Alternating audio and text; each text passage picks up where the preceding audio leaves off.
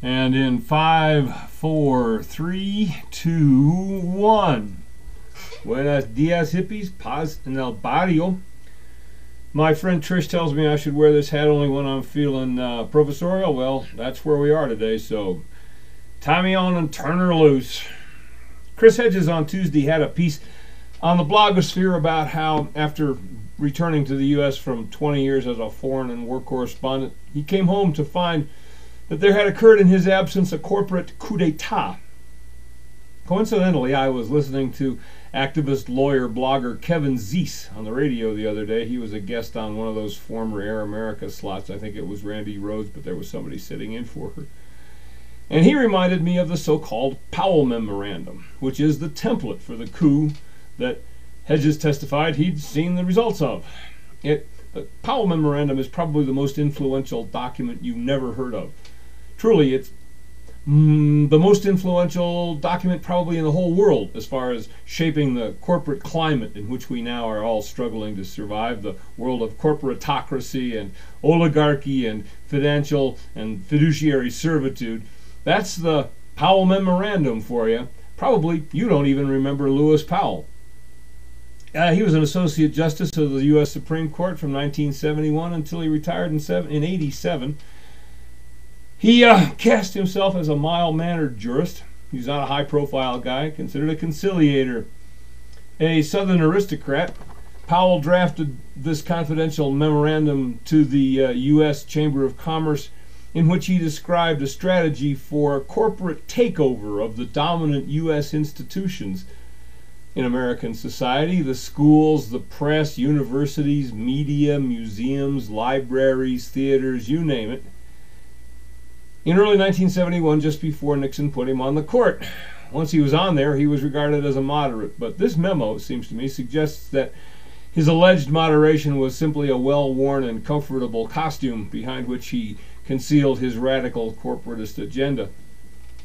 I've borrowed the outlines from the Wikipedia. You can check there.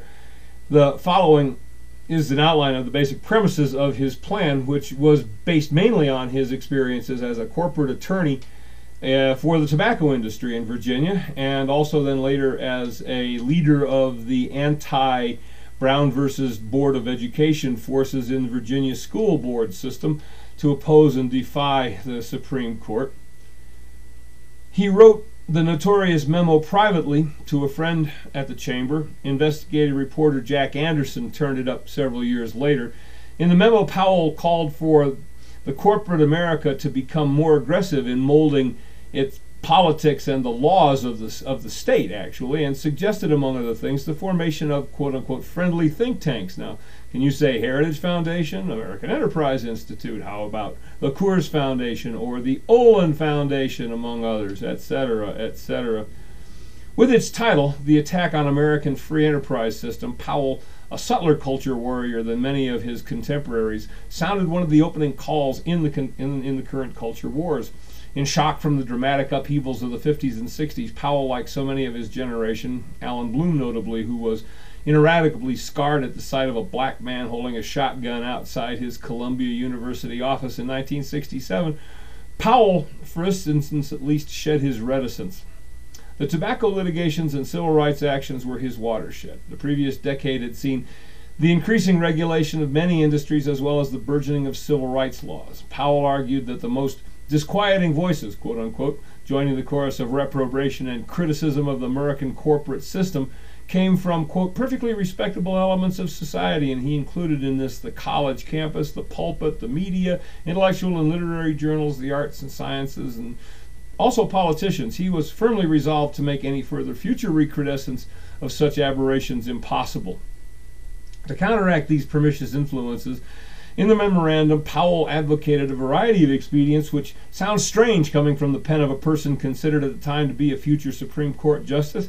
He urged constant surveillance of textbook and television content, as well as a purge of left-wing elements from important institutions, including university faculties and media posts. An extraordinary prefiguring of the social goals of the corporate state for the next half-century at least.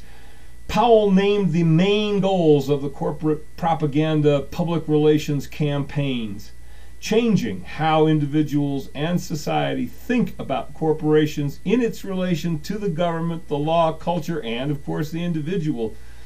Shaping public opinion on these topics became and would remain the major element in the corporatist agenda, in pursuit of which goal the corporats immediately began a program of acquiring media outlets in a process called press or media consolidation, which ensured that the people whom Powell had instructed the corporates to seduce and confuse would seldom, if ever, be exposed to any rhetoric contradictory to the corporate capitalist consumerist mantras they were accustomed to. You have only to look around you to determine how successful it has been, and it's only been 40 years. The thing is, hippie, and the thing I want you to forget is that the corporates have been planning and executing this surreptitious, stealthy coup for nigh on 60 years, and it's a done deal. I've even written a poem about it called Don't Eat the Souffle. The fix is in, the deal is down, the game is cooked, the dice are loaded, the wheels are rigged, the decks are all marked and shaved and stacked. The dealers cheat and the chefs to express their disdain, for the bosses and the clientele always spit surreptitiously in the souffle. That's just how it is. If it bothers you, tough. That's what's on the menu. Eat it or starve. The house don't care. So just shut up and deal. And that's how this cookie crumbles today, children. See you at the beach.